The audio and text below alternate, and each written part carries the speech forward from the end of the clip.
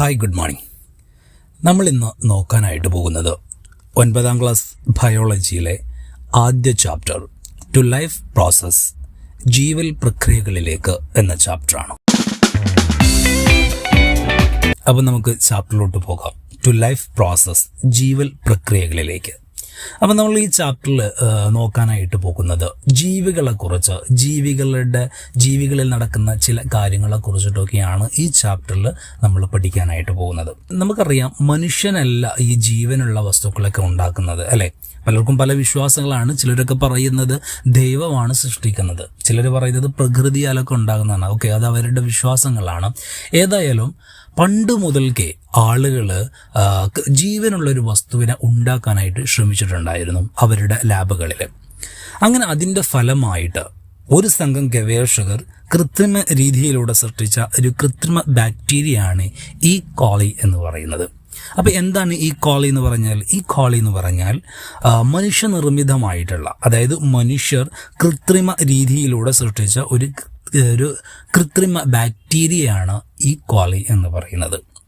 Okay, നമ്മുടെ ലോകത്ത് ഒരുപാട് വസ്തുക്കളുണ്ടല്ലേ? ജീവനുള്ള വസ്തുക്കളുണ്ട്, ജീവനില്ലാത്ത വസ്തുക്കളുണ്ട്. അപ്പോൾ ഒരു വസ്തുവിൽ ജീവനുണ്ടോ എന്ന് നമുക്ക് എങ്ങനെ തിരിച്ചറിയാനായിട്ട് പറ്റും? അതിന് ചില ലക്ഷണങ്ങളൊക്കെ ഉണ്ട്. ഏതൊക്കെ ലക്ഷണങ്ങളാണെന്ന് നമുക്ക് നോക്കാം. പറയുന്നത് ചലനം. ഒരു വസ്തു ചലിക്കുന്നുണ്ടെങ്കിൽ നമുക്ക് മനസ്സിലാക്കാം, സ്വയം ചലിക്കുന്നുണ്ടെങ്കിൽ നമുക്ക് മനസ്സിലാക്കാം ആ വസ്തുവിന് ജീവനുണ്ട് എന്ന്. ദെൻ പ്രതികരണം ഉണ്ടെങ്കിൽ, നമ്മൾ തൊട്ട് നോക്കുകയോ അല്ലെങ്കിൽ നമ്മൾ എന്തെങ്കിലും ചെയ്യുമ്പോൾ തിരിച്ചു പ്രതികരിക്കുന്നുണ്ടെങ്കിൽ നമുക്ക് മനസ്സിലാക്കാം ആ വസ്തുവിൽ ജീവനുണ്ട് എന്നുള്ളത്.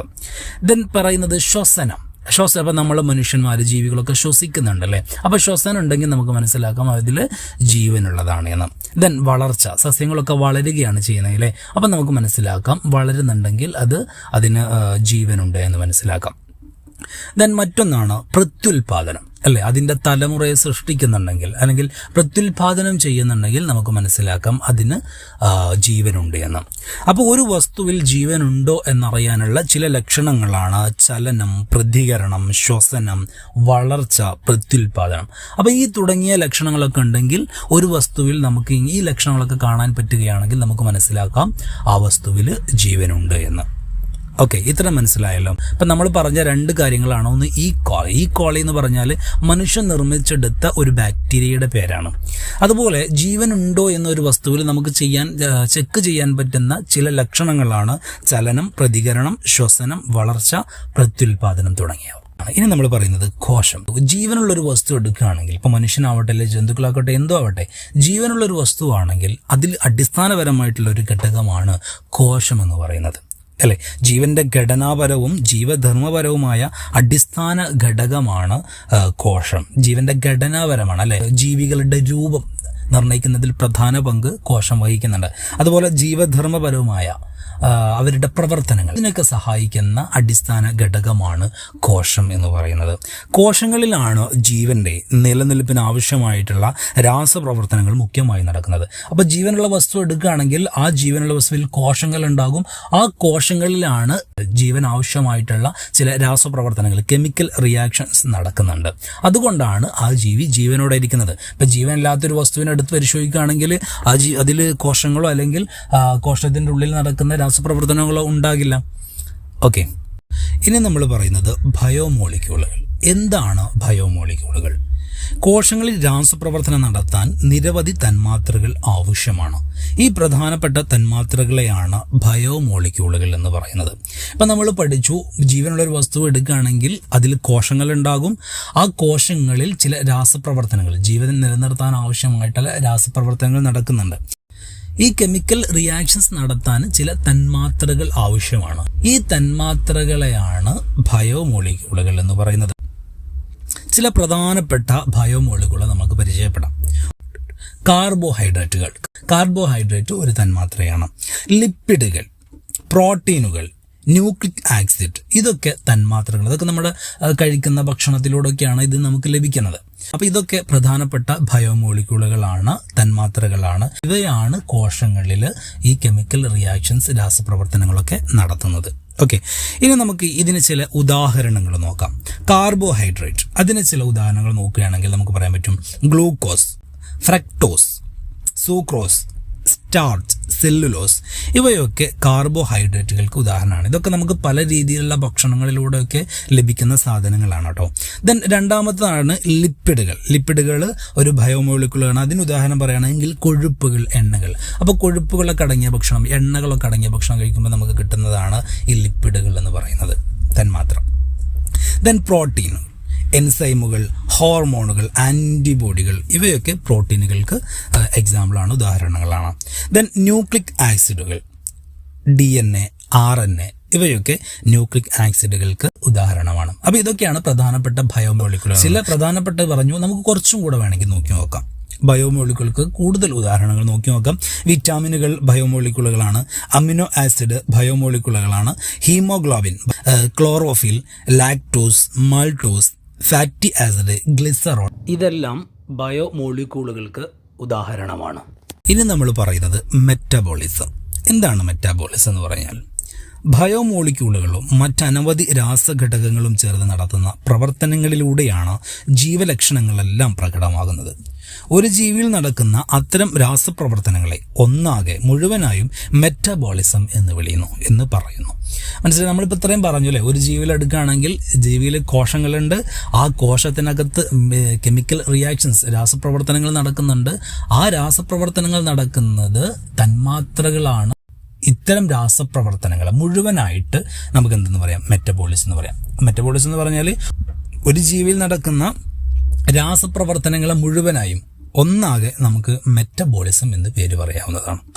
മെറ്റബോളിസത്തെ രണ്ടായിട്ട് നമുക്ക് തരംതിരിക്കാം. ഒന്ന് അനാബോളിസം, മറ്റൊന്ന് കറ്റാബോളിസം. എന്താണ് അനാബോളിസം അല്ലെങ്കിൽ കറ്റാബോളിസം എന്ന് പറഞ്ഞാൽ? അനാബോളിസം എന്ന് പറഞ്ഞാൽ തന്മാത്രകളെ കൂട്ടിച്ചേർക്കുന്നു. അതായത് രണ്ട് തന്മാത്രകളെ ഒന്നായിട്ട് മാറ്റുന്നു. അപ്പോൾ അവിടെ ഒരു കെമിക്കൽ റിയാക്ഷൻ നടക്കൂലേ, ഒരു രാസപ്രവർത്തനം നടക്കും. ഇതിനെയാണ് അനാബോളിസം എന്ന് പറയാം. കറ്റാബോളിസം എന്ന് പറഞ്ഞാലോ നേരെ ഓപ്പോസിറ്റ്, ഒരു തന്മാത്രകളെ വിഘടിപ്പിക്കുന്നു. അതായത് ഒരു തന്മാത്രയായിരുന്നു, അതിനെ വിഘടിപ്പിച്ചു, അതായത് അത് പൊട്ടിയിട്ട് രണ്ടോ അല്ലെങ്കിൽ അതിലധികമോ ആയിട്ട് മാറുന്നു. അപ്പോൾ ഈ ഒരു കെമിക്കൽ റിയാക്ഷൻസിനെ, ഈ ഒരു രാസപ്രവർത്തനത്തെ കറ്റാബോളിസം എന്ന് പറയുന്നു. കൂടുതലായിട്ട് നോക്കാം. മെറ്റാബോളിസം രണ്ടായിട്ട് തരംതിരിക്കുന്നുണ്ട്, അനാബോളിസം, കറ്റാബോളിസം അല്ലേ. അനാബോളിസം നമ്മൾ പറഞ്ഞു തന്മാത്രകളെ കൂട്ടിച്ചേർക്കുന്നു, രണ്ട് തന്മാത്രകളുണ്ടെങ്കിൽ അതിനെ ഒന്നാക്കി മാറ്റുന്നു. ഇതിനെയാണ് അനാബോളിസം. അതിനൊരു ഉദാഹരണമാണ് ഗ്ലൂക്കോസ് നിർമ്മാണം. ഗ്ലൂക്കോസ് നിർമ്മാണം എന്ന് പറയുന്നത് അനാബോളിസത്തിന് ഒരു ഉദാഹരണമാണ്. അപ്പോൾ എങ്ങനെയാണ് ഈ ഗ്ലൂക്കോസ് നിർമ്മിക്കുന്നത് നമുക്ക് നോക്കി നോക്കാം. കാർബൺ ഡൈ ഓക്സൈഡ് ഒരു തന്മാത്ര, മറ്റത് ജലവും രണ്ടാമത്തെ തന്മാത്ര ഉപയോഗിച്ച് സസ്യങ്ങൾ ഗ്ലൂക്കോസ് നിർമ്മിക്കുന്നു. മനസ്സിലായോ? കാർബൺ ഡൈ ഓക്സൈഡും ജലവും രണ്ട് തന്മാത്രകളായില്ലേ. ഈ രണ്ട് തന്മാത്രകൾ ഒന്നാക്കിയിട്ടാണ് കൂട്ടിച്ചേർത്തിട്ടാണ് സസ്യങ്ങൾ ഗ്ലൂക്കോസ് നിർമ്മിക്കുന്നത്. മനസ്സിലായോ?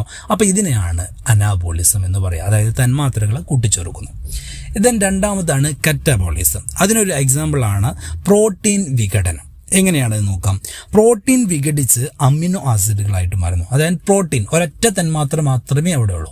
ഈ പ്രോട്ടീൻ വിഘടിക്കുക എന്ന് പറഞ്ഞാൽ അത് പലതായിട്ട് മാറുക, പൊട്ടുക, അങ്ങനെ പലതായിട്ട് അമിനോ ആസിഡുകളായിട്ട് മാറുന്നു, വേറെ കുറേ തന്മാത്രകളായിട്ട് മാറുന്നു. ഈ ഒരു രാസപ്രവർത്തനത്തെയാണ് കറ്റാബോളിസം എന്ന് പറയുന്നത്. ഇനി നമ്മൾ പറയുന്നത് എൻസൈമുകൾ, ഹോർമോണുകൾ. നമ്മൾ നേരത്തെ ബയോമോളിക്യൂളുകളുടെ എക്സാമ്പിൾ പറഞ്ഞപ്പോൾ അതിൽ എണ്ണിയിരുന്നു, പ്രോട്ടീനുകൾ പറഞ്ഞപ്പോൾ എണ്ണിയിരുന്നു, എൻസൈമുകൾ, ഹോർമോണുകൾ നോക്കല്ലേ.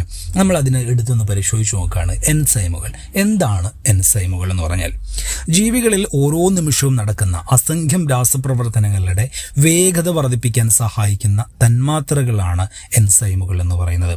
ഒരു ജീവി എടുത്താൽ ആ ജീവിയിൽ കോശങ്ങളുണ്ട്, ആ കോശത്തിനടുത്ത് കെമിക്കൽ റിയാക്ഷൻസ്, രാസപ്രവർത്തനം നടക്കുന്നുണ്ട്. ഈ രാസപ്രവർത്തനങ്ങളുടെ വേഗത വർദ്ധിപ്പിക്കാൻ സഹായിക്കുന്ന ഒരു തന്മാത്രയാണ് എന്തെന്ന് പറയുന്നത്? എൻസൈമുകൾ എന്ന് പറയുന്നത്. മനസ്സിലായോ? മിക്ക എൻസൈമുകളും പ്രോട്ടീനുകളാണ്. അധിക എൻസൈമുകളും തന്നെ ആയിരിക്കും പ്രോട്ടീനുകൾ തന്നെയായിരിക്കും. എൻസൈമുകൾക്ക് എക്സാമ്പിൾ പറയുകയാണെങ്കിൽ നമുക്ക് പറയാം ഉമിനീരിലെ സലൈവറി അമിലോസ്, അത് എൻസൈമുകൾക്ക് ഉദാഹരണമായിട്ട് പറയാം. അതുപോലെ ആമാശയ രസത്തിലെ പെപ്സിൻ എന്നിവ എൻസൈമുകൾക്ക് നമുക്ക് ഉദാഹരണമായിട്ട് പറയാവുന്നതാണ്. ഇനി പറയുന്നത് ഹോർമോണുകളാണ്. ജീവൽ പ്രവർത്തനങ്ങളെ നിയന്ത്രിക്കുകയും ഏകോപിപ്പിക്കുകയും ചെയ്യുന്ന രാസ തന്മാത്രകളാണ് ഹോർമോണുകൾ എന്ന് പറയുന്നത്. നമ്മുടെ ശരീരത്തിൽ ചില തന്മാത്രകൾ കൂടാനോ അല്ലെങ്കിൽ കുറയാനോ ചില അളവുകൾ ഉണ്ടാകും. ആ അളവിന് അപ്പുറത്തേക്ക് കൂടാനോ കുറയാനോ പറ്റില്ല. അത് ചില ബുദ്ധിമുട്ടുകൾ ഉണ്ടാകും. അപ്പോൾ ഇതിനൊക്കെ നിയന്ത്രിച്ചു കൊണ്ടുപോകുന്ന ഒരു തന്മാത്രയാണ് ഹോർമോണുകൾ എന്ന് പറയുന്നത്. ഈ ഹോർമോണുകളെ ഉൽപ്പാദിപ്പിക്കുന്ന ഗ്രന്ഥിക്ക് ഒരു പേരുണ്ട്. എന്താണ്? എൻഡോക്രൈൻ ഗ്രന്ഥി എന്നാണ് പറയുക. മനസ്സിലായോ? അപ്പോൾ ഹോർമോണുകളെ ഉൽപ്പാദിപ്പിക്കുന്ന ഗ്രന്ഥിയാണ് എൻഡോക്രൈൻ ഗ്രന്ഥി എന്ന് പറയുന്നത്. മനസ്സിലായോ? എൻഡോക്രൈൻ ഗ്രന്ഥികളാണ് ഹോർമോണുകളെ ഉൽപ്പാദിപ്പിക്കുന്നത്. നമ്മൾ ഈ ഹോർമോണുകൾക്ക് ഒരു എക്സാമ്പിൾ പറയുകയാണെങ്കിൽ ലൈംഗികാവയവങ്ങളുടെ പ്രവർത്തനത്തെ നിയന്ത്രിക്കുന്ന ടെസ്റ്റോസ്റ്റിറോൺ, അത് ഈ ടെസ്റ്റോസ്റ്റിറോൺ എന്ന് പറയുന്നത് പുരുഷനിൽ ഉണ്ടാകുന്ന ഒരു ഹോർമോണാണ്.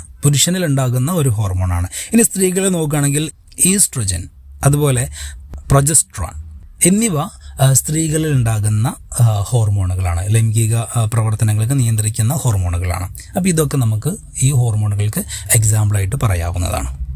ഇനി നമ്മൾ പറയാനായിട്ട് പോകുന്നത് ബാഹ്യ പരിസ്ഥിതിയിൽ നിന്ന് പദാർത്ഥങ്ങൾ കോശത്തിനുള്ളിലേക്ക് എങ്ങനെയാണ് ഒരു ജീവിയിലേക്ക് പുറമേ, ബാഹ്യപരിസരം എന്ന് പറഞ്ഞാൽ എന്താണ്? പുറമേ നിന്നുള്ള പദാർത്ഥങ്ങൾ എങ്ങനെയാണ് കോശത്തിലേക്ക് എത്തുന്നത് എന്നുള്ളത്. ജീവികളുടെ ബാഹ്യ പരിസ്ഥിതിയിൽ നിന്ന് മെറ്റബോളിസത്തിന് ആവശ്യമായ ഏതെല്ലാം ഘടകങ്ങളാണ് ലഭിക്കുന്നത്? എന്താണ് മെറ്റബോളിസം എന്ന് പറഞ്ഞാൽ? അല്ലേ, ജീവികളിൽ കെമിക്കൽ റിയാക്ഷൻസ്, രാസപ്രവർത്തനങ്ങൾ നടത്തുന്നുണ്ടെന്ന് പറഞ്ഞു. ഈ രാസപ്രവർത്തനങ്ങളെയാണ് മെറ്റബോളിസം എന്ന് പറയാം.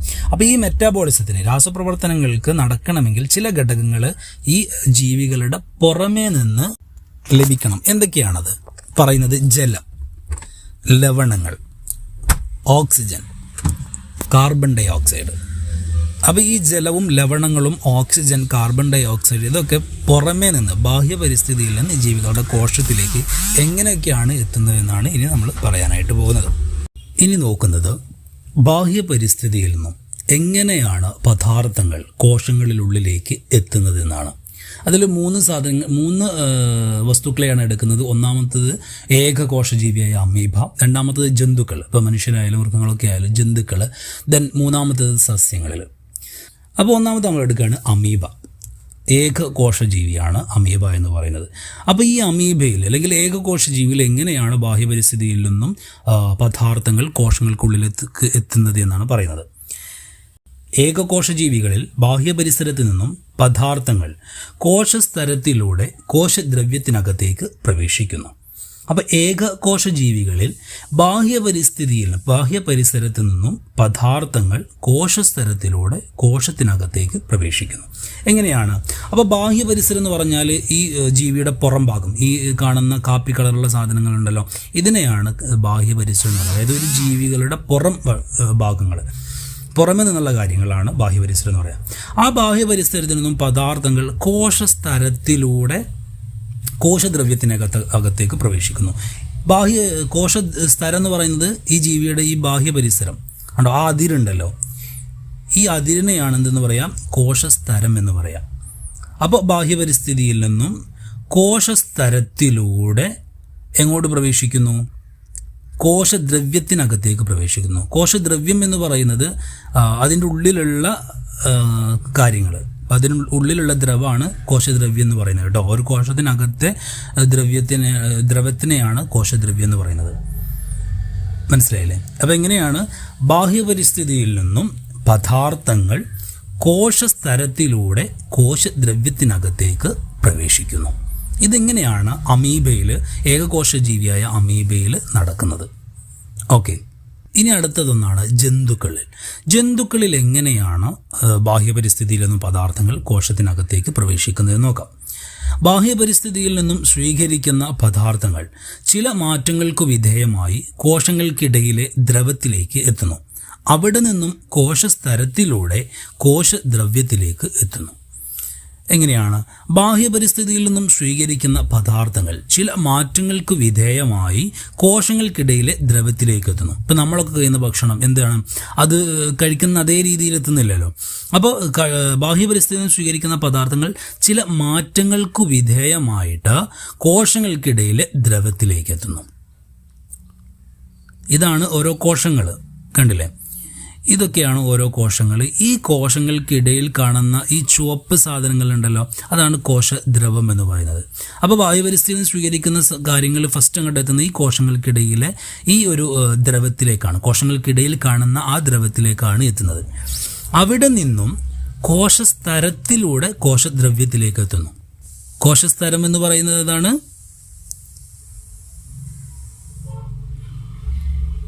ഉണ്ടോ, ഈ കോശങ്ങൾക്ക് കാണുന്ന ഈ അതിരുണ്ടല്ലോ, ഈ അതിരിനെയാണ് കോശസ്തരം എന്ന് പറയുന്നത്. അപ്പോൾ ഈ കോശസ്തരത്തിലൂടെ കോശദ്രവ്യത്തിലേക്ക് എത്തുന്നു. കോശദ്രവ്യം എന്ന് പറയുന്നത് കോശത്തിനകത്ത് കാണുന്ന ആ ദ്രവം, അതിനെയാണ് കോശദ്രവ്യം എന്ന് പറയുന്നത്. കോശത്തിനകത്ത് കാണുന്ന ഈ ദ്രവത്തിനെയാണ് കോശദ്രവ്യം എന്ന് പറയുന്നത്. അപ്പോൾ ബാഹ്യപരിസ്ഥിതിയിൽ നിന്നും സ്വീകരിക്കുന്ന പദാർത്ഥങ്ങൾ ചില മാറ്റങ്ങൾക്ക് വിധേയമായി കോശങ്ങൾക്കിടയിലെ ദ്രവത്തിലേക്ക് എത്തുന്നു. ആ കോശങ്ങൾക്കിടയിലെ ദ്രവത്തിൽ നിന്നും കോശസ്തരത്തിലൂടെ കോശദ്രവ്യത്തിലേക്ക് എത്തുന്നു. ഇങ്ങനെയാണ് ജന്തുക്കളിൽ ഉണ്ടാകുന്നത്. ഓക്കെ, ഇനി പറയുന്നത് സസ്യങ്ങളിൽ എങ്ങനെയാണ്. ഇപ്പം നമ്മൾ അമീബയിൽ, ഏകകോശ ജീവിയിൽ എങ്ങനെയാണ് ബാഹ്യപരിസ്ഥിതിയിൽ നിന്നും കോശങ്ങളിലേക്ക് പദാർത്ഥങ്ങൾ എത്തുന്നത് പറഞ്ഞു. അതിനുശേഷം ജന്തുക്കളിൽ എങ്ങനെയാണ്, മനുഷ്യരായാലും മൃഗങ്ങളൊക്കെ ആണെങ്കിലും ജന്തുക്കളിൽ നിന്ന്, ബാഹ്യപരിസ്ഥിതിയിൽ നിന്ന് എങ്ങനെയാണ് പദാർത്ഥങ്ങൾ കോശങ്ങളിലേക്ക് എത്തുന്നത് അതും പറഞ്ഞു. ഇനി പറയുന്നത് സസ്യങ്ങളിൽ എങ്ങനെയാണ് ബാഹ്യപരിസ്ഥിതിയിലും പദാർത്ഥങ്ങൾ കോശങ്ങളിലേക്ക് എത്തുന്നത് എന്നാണ് ഇനി നമ്മൾ പറയാനായിട്ട് പോകുന്നത്. നോക്കി നോക്കാം. സസ്യങ്ങൾ ബാഹ്യപരിസ്ഥിതിയിൽ നിന്ന് പദാർത്ഥങ്ങൾ വിവിധ മാർഗങ്ങളിലൂടെയാണ് കോശദ്രവ്യത്തിലേക്ക് പ്രവേശിക്കുന്നത്. അപ്പോൾ സസ്യങ്ങളിൽ ഒരു 3 രീതിയിലൂടെയാണ് ബാഹ്യപരിസ്ഥിതിയിൽ നിന്നും പദാർത്ഥങ്ങൾ കോശങ്ങളിലേക്ക് എത്തുന്നത്. അതിൽ ഒന്നാമത്തേന്ന് പറയുന്നത് കോശഭിത്തിയിലൂടെ, കോശങ്ങൾക്കിടയിലുള്ള സ്ഥലത്തിലൂടെയാണ് പദാർത്ഥങ്ങൾ കോശങ്ങളിലേക്ക് എത്തുന്നത്. നോക്കി നോക്കാം. അപ്പോൾ കോശഭിത്തിയിലൂടെ, ഇതാണ് കോശഭിത്തി എന്ന് പറയുന്നത്, മനസ്സിലായി? കോശഭിത്തിയിലൂടെ, കോശങ്ങൾക്കിടയിലുള്ള സ്ഥലത്തിലൂടെ, ഓരോ കോശങ്ങളാണ് ഈ ഓരോന്നാണ്, ഇതൊക്കെയാണ് ഓരോ കോശങ്ങളായിട്ട് വരുന്നത്. കോശഭിത്തിയിലൂടെ പ്രവേശിച്ച് കോശങ്ങൾക്കിടയിലുള്ള സ്ഥലങ്ങളിലൂടെ, ഒരു നീല നിറത്തിൽ കണ്ടില്ലേ, അപ്പോൾ ഈ കോശങ്ങൾക്കിടയിലൂടെ സ്ഥലങ്ങളിലൂടെയൊക്കെയാണ് എന്ത് പ്രവേശിക്കുന്നത്, ഈ പദാർത്ഥങ്ങൾ പ്രവേശിക്കുന്നത്. ഇതാണ് ഒരു മാർഗം എന്ന് പറയുന്നത്, മനസ്സിലായില്ലേ? അപ്പോൾ ഒരു മാർഗം എന്ന് പറഞ്ഞാൽ കോശഭിത്തിയിലൂടെ, കോശങ്ങൾക്കിടയിലുള്ള സ്ഥലങ്ങളിലൂടെ കോശദ്രവ്യത്തിലേക്ക് എത്തുന്നു. ഇനി രണ്ടാമത്തേതാണ് തൊട്ടടുത്ത കോശങ്ങളെ ബന്ധിപ്പിക്കുന്ന പ്ലാസ്മോഡെസ്മാറ്റ എന്ന കോശദ്രവ്യപാതയിലൂടെ. അപ്പോൾ രണ്ടാമതാണ് പറയുന്നത്, ബാഹ്യപരിസ്ഥിതിയിൽ നിന്നും പദാർത്ഥം വന്ന് ഓരോ കോശങ്ങളെയും ബന്ധിപ്പിക്കുന്ന ചെറിയ ചെറിയ ഗ്യാപ്പുകളുണ്ട് അല്ലേ? അപ്പോൾ ഇതിനെയാണ് നമ്മൾ പ്ലാസ്മോഡെസ്മാറ്റ എന്ന് പറയാം. പ്ലാസ്മോഡെസ്മാറ്റ എന്ന് പറയുന്നത് ഇതിനെയാണ്. അപ്പോൾ ഈ ഗ്യാപ്പിലൂടെ കോശദ്രവ്യത്തിലേക്ക് പദാർത്ഥങ്ങൾ എത്തുന്നു. ഇതാണ് രണ്ടാമത്തെ രീതി എന്ന് പറയുന്നത്.